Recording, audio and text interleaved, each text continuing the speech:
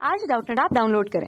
Doubtnut पर अपने सभी गणित, रसायन विज्ञान, भौतिक विज्ञान और जीव विज्ञान के डाउट्स का करो सफाया। बस प्रश्न की फोटो खींचो, एक ही प्रश्न को क्रॉप करो और तुरंत वीडियो सोल्यूशन पाओ। अभी डाउनलोड करें। विभिन्न तत्वों के ठोस लक्ष्यों पर उच्च ऊर्जा के इलेक्ट्रॉन पुंज टकराते हैं तो विभिन्न लक्ष्यों द्वारा उत्सर्जित अभिलाक्षणिक एक्स किरणों की आवृत्ति जो है एफ वो परमाणु क्रमांक जेड के साथ किस प्रकार परिवर्तित होगी, ये हमको विकल्प देखकर बताना है। विकल्प में भिन्न भिन्न रूप से अनुक्रमानुपाती का चिन्ह लगाया गया है, जैसे कि वर्गमूल जेड है, जेड की घात 2 है, जेड है, जेड की घात में 3/2 है। ठीक है, यहाँ पर जो 2 लिखा हुआ है वास्तव में वो जेड है, ये प्रिंटिंग मिस्टेक है। ठीक है दोस्तों, अब यहाँ पर क्या है, जो आवृत्ति है वो किस तरीके से निर्भर करती है जेड के मान पर, जहाँ पर जेड क्या है, परमाणु क्रमांक है। ठीक है, आवृत्ति एफ और जेड है वो परमाणु क्रमांक है, उन दोनों के बीच हमको संबंध निकालना है। और कहा गया है कि उच्च ऊर्जा के, ठीक है, जो विभिन्न तत्व के ठोस लक्षण हैं उनके उच्च ऊर्जा के इलेक्ट्रॉन पुंज टकराते हैं कहा गया है। ठीक है, तो हम तरंग दैर्ध्य का अगर सूत्र देखें तो वो व्युत्क्रमानुपाती होता है परमाणु क्रमांक के मान के घात 2 के। ठीक है, और अगर तरंग दैर्ध्य की बात करें तो तरंग दैर्ध्य क्या होता है दोस्तों, 2 श्रृंग अथवा 2 गर्त के बीच की दूरी को हम कहते हैं तरंग दैर्ध्य। ठीक है, आवृत्ति से इसका सूत्र अगर देखें तो हम क्या लिखते हैं, आवृत्ति जो होती है वो चक्रण प्रति सेकंड होती है और एक चक्रण की दूरी को हम तरंग दैर्ध्य कहते हैं। तो इस तरीके से हम सूत्र क्या जानते हैं कि जो तरंग दैर्ध्य होता है वो होता है प्रकाश का वेग बटे में आवृत्ति, या फिर प्रकाश के वेग की बात करें, मतलब ये जो किरण है एक्स किरण वो प्रकाश के वेग से ही तो जाएगी, वैद्युत चुंबकीय तरंग है।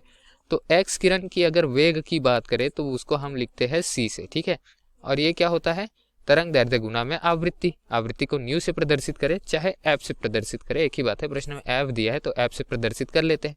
ठीक है, अब इस तरीके से हम लैम्डा का मान यहाँ रखेंगे तो लैम्डा का मान क्या निकल करके आएगा हमारे पास में, सी बटे में एफ। ठीक है, तो चलिए मान रख देते हैं, लैम्डा की जगह क्या रखेंगे, सी बटे एफ। ये किसके व्युत्क्रमानुपाती होगा, जेड के वर्ग के, मतलब परमाणु क्रमांक के वर्ग के।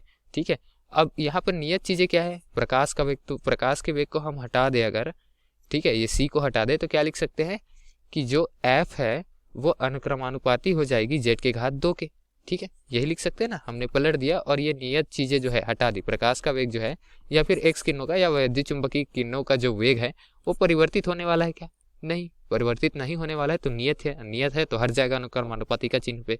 ठीक है, तो इस तरीके से हमको संबंध क्या मिला कि जो आवृत्ति है एफ अथवा न्यू वो परमाणु क्रमांक के वर्ग के अनुक्रमानुपाती है।